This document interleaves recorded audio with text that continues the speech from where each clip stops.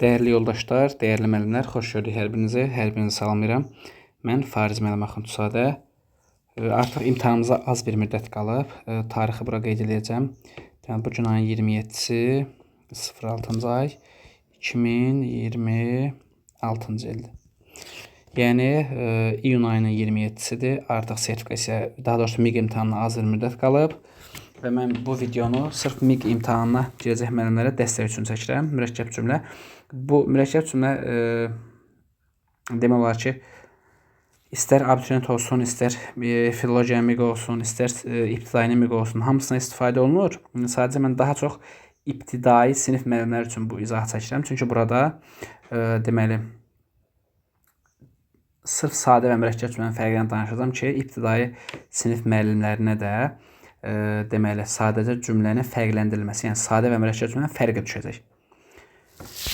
Bundan sonra əgər hansısa mövzunun izahını görmək istəyirsinizsə, hansısa vacib məqamların qeydini görmək istəyirsinizsə, onu şərh bölməsində qeyd edin və yaxud da mənim özümə yazın. Mən sizin fikirlərinizi nəzərə alacağam. Demək olar ki, imtahana qədər hər gün nəyinsə hansısa bir vacib mövzunun vacib bölmənin izahını çəkib yerləşdirəcəm. Gəlin vaxt itirmədən başlayaq. Yoldaşlar, cümlənin quruluşuna görə iki yerə bölünəcək. Sadə cümlə və mürəkkəb cümlə. Mürəkkəb cümlə. Aha. Deməli, sadə cümlə nədir? Sadə cümlənin bir qrammatik əsası olur. Qrammatik əsas. Aha. Qrammatik əsas nədir? Qrammatik əsas bərabərdir bir dənə mübtəda, bir dənə xəbər. Mürəkkəb cümlənin isə 2 dənə qrammatik əsas olur. 2 dənə qrammatik əsas. 2 qrammatik əsas nədir? 2 qrammatik əsasda avtomatik olaraq 2 dənə mübtəda olacaq, 2 dənə də xəbər olacaq. İndi yoldaşlar, bax bu bir mübtəda bir xəbər, 2 mübtəda 2 xəbər, bu biraz nisbi bir anlayışdır. Necə nisbi bir anlayışdır? Ümumiyyətlə hələ sadədən danışaq. Bax, sadə cümlədə bir xəbərin olması hökmən zərurətdir, vacibdir. Mübtədanın olması vacib deyil. Mübtəda olmaya da bilər. Ümumiyyətlə, bax, bu xəbərin olması vacibdir, hökməndir deyəndə mən cümlənin, deməli, sadə cümlənin şəxsə görə növündən adlıq cümlədən danışmıram. Adlıq cümləni buraya əlavə eləmirəm. Düz, bu cümlənin məna növləri ibtidai MİQ-ə düşmür, amma cümlənin məna növlərinin daxilində mübtəda əsasında formalaşan adlıq cümlə var ki, orada xəbərdən söhbət gedə bilməz. Hal-hazırda mən danışanda o adlıq cümləyə aid olan hissəni kənara atıb, sırf digər cümlə növlərinə istinad edib danışıram, yaxşı? Ona görə siz belə yadınıza saxlayın ki, cümlənin olması üçün xəbərin olması vacibdir, zərurətdir, mübtəda olmaya da bilər. Belə düşünün. Məsələn, onlar gəldilər. Gəldilər. Nə etdilər? Gəldilər. Kim? Onlar. Burada bir mübtəda bir xəbər var. Bu sayılacaq sadə cümlə. Yaxşı, sən bura mübtədanı pozsan, gəldilər. Yenə cümlə olur və yenə də sadə cümlə olaraq qalır. Belə çıxır ki, mübtədanın olması vacib deyil, xəbərin olması vacibdir. Aha, indi mürəkkəb cümləni danışırıqsa, mürəkkəb cümlənin 2 mübtədası, 2 xəbər, yəni 2 dənə qrammatik əsas olacaq. Məsələn, deyirəm ki, Əli çağırdı, Şamil cavab verdi. Nə etdi? Cavab verdi. Kim? Şamil. Nə etdi? Çağırdı. Kim? Əli. Yoldaşlar, mürəkkəb cümlə məsələsində xəbərin olması yenə vacibdir. Yəni, mürəkkəb cümlədə ən azı 2 dənə xəbər hökmən olmalıdır ki, bu mürəkkəb cümlə olar. Amma mübtəda anlayışı biraz fərqlidir sadə cümlə kimi. Baxın, 2 dənə mübtəda deyirik olmalıdır, düzdür. Bu 2 mübtədanın ikisi də ola bilər. Bəzən 2 mübtəda olmaz, 1 mübtəda ola bilər. Hətta bəzən ümumiyyətlə heç bir mübtəda olmaz, 0 mübtəda ola bilər. Baxın, hal-hazırda burada Əli çağırdı, Şamil cavab verdi. Burada 2 dənə mübtəda var, düzdür? İndi gəlin buradan Əlini pozaq, yəni mübtədamızın birini pozaq. Çağırdı, Şamil cavab vermədi. Görürsünüz, bir dənə mübtəda var, yenə mürəkkəb olaraq qalır. Hətta burada Şamil sözündə poza bilərik. Çağırdı, cavab verdi. İndi bura məqsəd nədir? Burada məntiq məqsəd budur ki, hər xəbərin aid olduğu ayrıca bir mübtəda, ayrıca bir şəxs olmalıdır. Yəni çağırdı xəbəri başqa bir şəxsə aid olmalıdır. Cavab verdi başqa bir şəxsə aid olmalıdır. Aydındır? Məsələn, Əli çağırdı, Akif cavab verdi və s. O çağırdı, bu cavab verdi və s. Belə deyim də, bunu sadə kimi düşünməyimiz biraz məntiqsiz olar. Çağırdı, cavab verdi. İkisini də bir şəxsə aid düşünsək, məsələn, Əli çağırdı, Əli cavab verdi. Belə ikisini bir şəxsə aid düşünsək məntiqsiz olacaq deyə hal-hazırda buna mürəkkəb deməyimiz daha məntiqlidir. İndi gəlin mürəkkəb cümlə, yəni sadə cümlədə baxın, toxunacağımız əsas məqamlardan biri, yoldaşları çağırdıran əsas məqamlardan biri həmcins xəbərli sadə cümlə ilə mürəkkəb cümləni qarışıq salmaqdır. Həmcins xəbərli sadə cümlə ilə mürəkkəb cümləni qətiyyən qarışıq salmayın. Baxın, mürəkkəb cümlə olması üçün hər xəbərə aid ayrıca mübtəda, ayrıca şəxs olmalıdır. Necə? Məsələn, indi bura məşhur nümunələri yazacağam. Yazıram ki, külək əsdi, ətrafı dağıtdı. Yəni bunun təhlili nə etdi? Dağıtdı, nə etdi? Əsdi. Baxın yoldaşlar, əsdi nə? Külək, bir də dağıtdı haranı? Ətrafı. Tamamlıq olacaq. Kim nəyə haranı? Tamamlığın sualı, zəiflik deməyəcəksiniz bura. İndi baxın, əsdi xəbər də külək mübtədasına aiddir, dağıtdı xəbər də külək mübtədasına aiddir. Belə çıxır ki, əsən də, dağıdan da küləkdir. Hər iki xəbər bir mübtədaya aiddir deyə siz bunu avtomatik deyəcəksiniz sadə cümlə. Bunun biraz quruluşunu dəyişsək, belə yazsaq, külək əsdi, vergül, ətraf dağıldı. İndi gəlin bunu təhlil edək. Nə etdi? Dağıldı. Hara? Ətraf. Nə etdi? Əsdi. Nə? Külək. Artıq burada əsdi xəbəri külək mübtədasına, dağıldı xəbəri ətraf mübtədasına aiddir. Hər xəbərə aid olan ayrıca mübtəda var deyə sən buna könül rahatlığı ilə mürəkkəb cümlə deyə biləcəksən. Bu belə. Gəlin nümunələrimizi biraz dəyişək. Məsələn, baxın yoldaşlar. Deyirəm ki, yağış yağdı, vergül, torpağı islatdı. Gəlin təhlil edək. Nə etdi? İslatdı. Nəyi? Haranı? Torpağı. Nə etdi? Yağdı. Nə? Yağış. İndi baxın. Yağdı xəbəri hansı mübtədaya aiddir? Yağış mübtədasına. Bəs islatdı xəbəri hansı mübtədaya aiddir? O da yağış mübtədasına aiddir. Belə çıxır ki, yenə iki xəbər bir mübtədaya aiddir. Buna həmcins xəbərli sadə cümlə deyəcəksiniz. Daha sonra başqa bir nümunə yazım. Müəllim sinifə daxil oldu.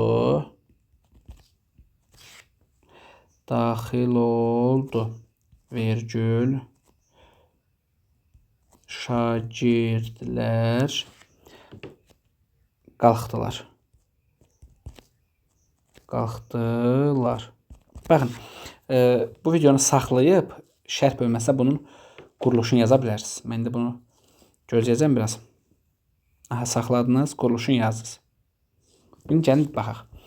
Müəllim sinifə daxil oldu. Nə etdi? Daxil oldu. Kim? Müəllim.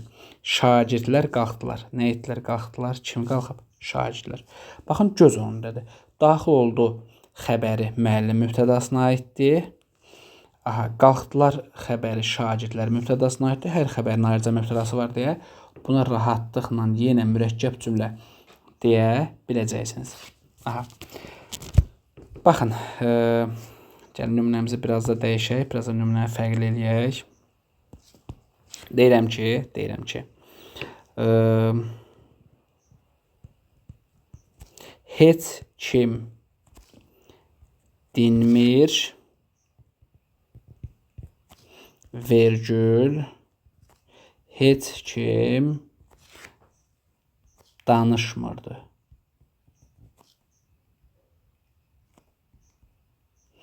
Bu ikinci cümlənin də növünü sizdən soruşacağım. Siz öz fikrinizi yazın. Videonu dayandırıb fikrinizi yaza bilərsiniz. Gəlin baxaq. Bu cümlənin quruluşuna baxaq görək, sadədirmi, mürəkkəbdirmi? Nə etmir? Dinmir, kim? Heç kim. Nə etmir? Danışmırdı, kim? Heç kim. Müəllim, hər iki xəbər heç kim mübtədasına aiddir. Sadə olsun da. Xeyr, yoldaşlar. Elə düşünməyəcəksiniz. Hər xəbərin ayrıca mübtədası varmı? Dinmir, kim? Heç kim. Danışmır, kim? Heç kim. Hər xəbərin ayrıca mübtədası var da. Bax, bu xəbər bu mübtədaya aiddir. Bu xəbər də bu mübtədaya aiddir. Müəllim, ikisi də eyni sözdür də. Yoldaşlar, onun heç bir önəmi yoxdur. Hər xəbərin ayrıca mübtədası varsa, o mübtədaların eyni olması, təkrar olmasının bir önəmi yoxdur. Buna da sən könül rahatlığı ilə mürəkkəb cümlə deyə biləcəksən.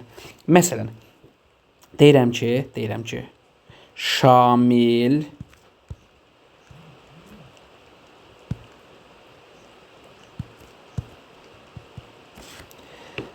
deməli gəldi və Şamil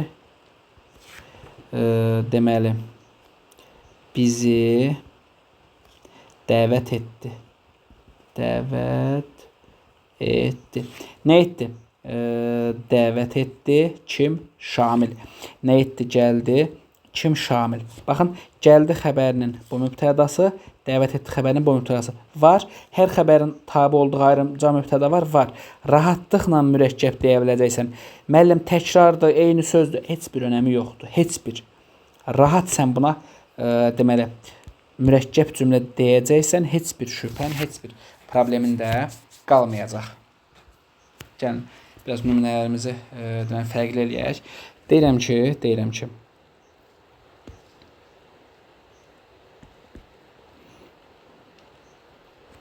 əlləri əsir,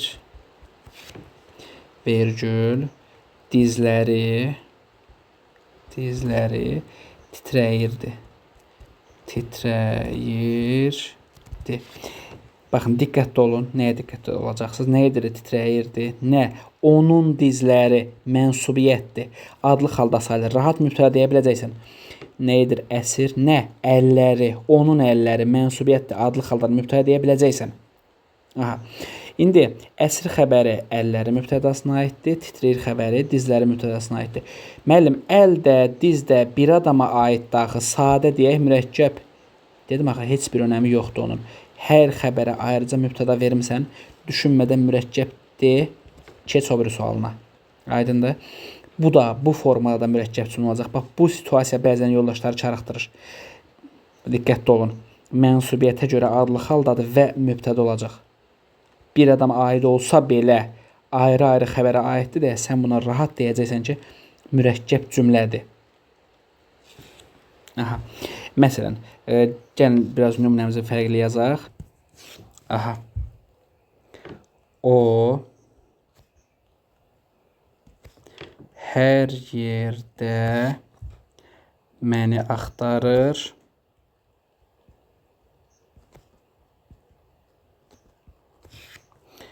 Gedib gələndən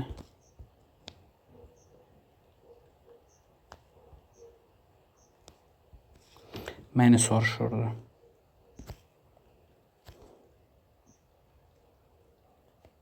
Nə edirdi? Soruşurdu. Nə edirdi?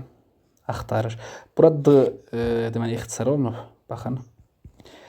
O hər yerdə məni axtarırdı. Məni soruşurdu. Sonuncuda olan bu d-dan bilməlisiniz ki, bu əvvəlcə də varmış. Sadəcə ixtisar sayılır. İndi axtarır kim?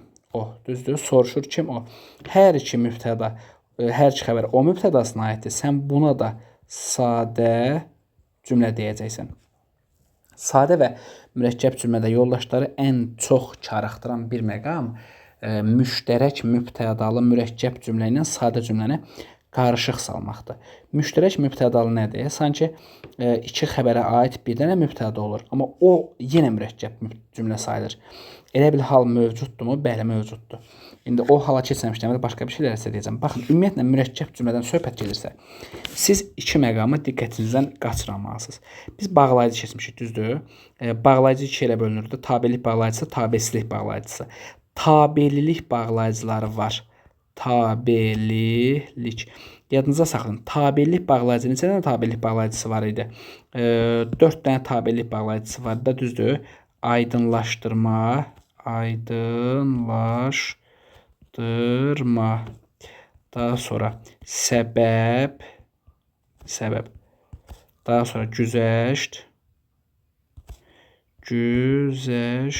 bir də deməli şərt bağlayıcıları var idi. Şərt. Siz bu tabellik bağlayıcıları nəzərə bilməlisiniz. Aydınlaşdıran bağlayıcısı ki, belə ki, səbəb bağlayıcı, çünki ona görə ki, ondan ötürü ki, o səbəbə ki, bu səbəbə ki, güzəşt bağlayıcısı hərçənd ki, şərt bağlayıcısı əgər, hərgah, madam ki, indi ki, bir halda ki, bu tabellik bağlayıcılarının bu 4 dənə növ varsa və ümumiyyətlə bütün tabellik bağlayıcıları varsa, bunlara daxil olmayan növdən söhbət gedir, qrupa ayrılan sözlərdən söhbət gedir. Hamısı varsa və ya hər hansısa biri varsa, o cümlə avtomatik olaraq bütün hallarda mürəkkəb cümlə sayılacaq. Mürəkkəb. Niyə belədir müəllim deyirsinizsə, baxın, tabellik bağlayıcılarının bircə dənə işlənmə yeri var. O da tabeli mürəkkəb cümlənin tərəfləri arası. Təkrar edirəm. Tabellik bağlayıcılarının bir dənə işlənmə yeri var. O da tabeli mürəkkəb cümlənin tərəfləri arası. Ona görə sən deyirəm ki, əgər gəlməsə, gedəcəm. Baxın, gedəcəm xəbəri mən mübtədasına aiddir. Gəlməsə xəbəri, kim gəlməsə o mübtədasına aid, düzdür? Belə çıxır ki, onsuz da hər xəbərin ayrıca mübtədası var, buna mürəkkəb deyəcəksən. Bununla əlavə, bax, əgər görsən, əgər nə bağlayıcıdır? Şərt bağlayıcıdır, düzdür? Şərt də hansı bağlayıcıdır? Tabellik bağlayıcıdır. Sən burada əgər tabellik bağlayıcısını görsən, sən buna avtomatik olaraq düşünmədən buna deyəcəksən ki, mürəkkəb cümlə. Aydındır? Bax, ona görə bayaq dedim ki, bəzən ola bilər ki, bir cümlədə iki eyni xəbər bir mübtədəyə aid olsun, amma biz ona mürəkkəb deyək. Niyə mürəkkəb deyəcəyik? Çünki həmin cümlədə hansısa bir tabellik bağlayıcısı işlənəcək. Ona görə diqqətli ol, tabellik bağlayıcılarını əzbərlə. Harda tabellik bağlayıcılarını gördün, cümləni oxuma. Onu avtomatik olaraq mürəkkəb cümlədir. Çünki tabellik bağlayıcısı sadə cümlədə işlənə bilməz. Yalnız tabelli mürəkkəb cümlənin tərəfləri arasında işlənəcək. İndi baxın. Yazıram ki, dedi ki, gələcək. Kim deyib? O. Düzdür? O dedi ki, gələcək. Gələcəm. Belə olsun, lap məntiqli olsun. Dedi ki, gələcəm. Aha, gələcəm kimə aiddir? Gələcəm də oya aiddir. Düzdür? O deyib ki, gələcəm. Gələcəm deyəni özünü nəzərə tutub. Yaxşı, müəllim, ikisi də bir mübtədəyə aiddir. Buna sadə deyək. Sadə deməmiş düşünəcəksən. Ki nə bağlayıcısıdır? Ki nədir? Tabellik bağlayıcısıdır, aydınlaşdıran bağlayıcısıdır, tabellik bağlayıcısıdır. Tabellik bağlayıcısı varsa avtomatik mürəkkəb deyəcəksən. Mürəkkəb. Axı tabellik bağlayıcısı mürəkkəb. Axı tabellik bağlayıcısı mürəkkəb cümlədən başqa heç bir yerdə işlənmirdi. Ona görə tabellik bağlayıcısını gördün, düşünmədən ona mürəkkəb deyəcəksən. Bu cümləyə el arası, daha doğrusu el arasına deməkdə, qrammatikada el arasında biraz fərqli çıxır. Qrammatikada buna müştərək mübtədalı mürəkkəb cümlə deyirik. Niyə müştərək mübtədalı? Hər iki xəbər müştərək ortaq bir dənə mübtədəyə aiddir, amma yenə də deməli mürəkkəb cümlə sayılmış olur. Gəlin nümunəmizi dəyişək. Deyirəm ki, deməli yaxşı qiymət almadım.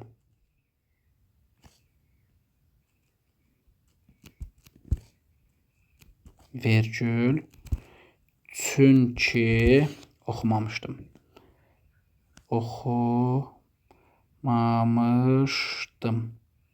Aha, baxın, oxumamışdım, qiymət almadım. Düzdür? Müəllim, mən oxumamışdım, mən qiymət almadım. İkisi də mənə aiddir. Sadə deyim. Niyə sadə deyirsən? Çünkini burada görmürsənmi? 2 saatdır mən nədən danışıram? Çünki nə bağlayıcısıdır? Qayıt biraz əvvələ. Qayıda bilsək. Nəysə, qayıda bilmədim. Çünki nə bağlayıcı? Çünki tabellik bağlayıcısıdır. Düzdürmü? Çünki səbəb bağlayıcıdır. Çünki ona görə ki, tabellik bağlayıcısı varsa, sən nə deyəcəksən? Sən avtomatik olaraq buna mürəkkəb deyəcəksən. Dedim axı, təkrar edirəm. Tabellik bağlayıcısının bir dənə işləmə yeri var. Tabeli mürəkkəb cümlənin tərəfləri arası. Bunu qulağında sırğa elə. Bu dediyim qayda bir də sasəyə aiddir. Sasəyə aiddir. Bu sasə istəyirsən şərt olsun, şərt. İstəyirsən isənin qısaldılmış olsun. Bütün halda. Bu varsa, sasə varsa nə sayılacaq? Diqqətli ol. Deməli, qarşılaşdırma bağlayıcısı olmasın. Söhbət şərtindən isənin qısaldılmışdan gedir. Bu varsa, yenə mürəkkəb sayılacaq. Deyirəm ki, oxusa 5 alacaq. Alacaq. İndi baxın. Oxusa alacaq, 5 alacaq. Müəllim, oxusa da məsələn 10 yazaq burada. O oxusa o 5 alacaq. Müəllim, axı alacaq o mübtədasına aiddir. Oxusa o mübtədasına aiddir. Sadə deyim, yox. Demə, sasəni gördün? Axı şərt şəkli, feilin şərt şəklidir bu. Bu da yalnız mürəkkəb cümlədən xəbər ola bilərdi. Düzdür? Yadınızda demişdi ki, feilin şərt şəkli mürəkkəb cümlədən xəbər ola bilər. Onun üçün sasəni gördün, avtomatik mürəkkəb deyəcəksən. Day belə düşünməyinə ehtiyac yoxdur. Belə düşünməyəcəksən. Sasə var, var. Mənə mürəkkəb cümlədə bu qədər. Mürəkkəb cümlə. Mürəkkəb cümlə. Buna diqqətli ol. Yaxşı. Məsələn, başqa bir cümlə yazıram. Başqa bir cümlə yazıram. Gəlsəm səni də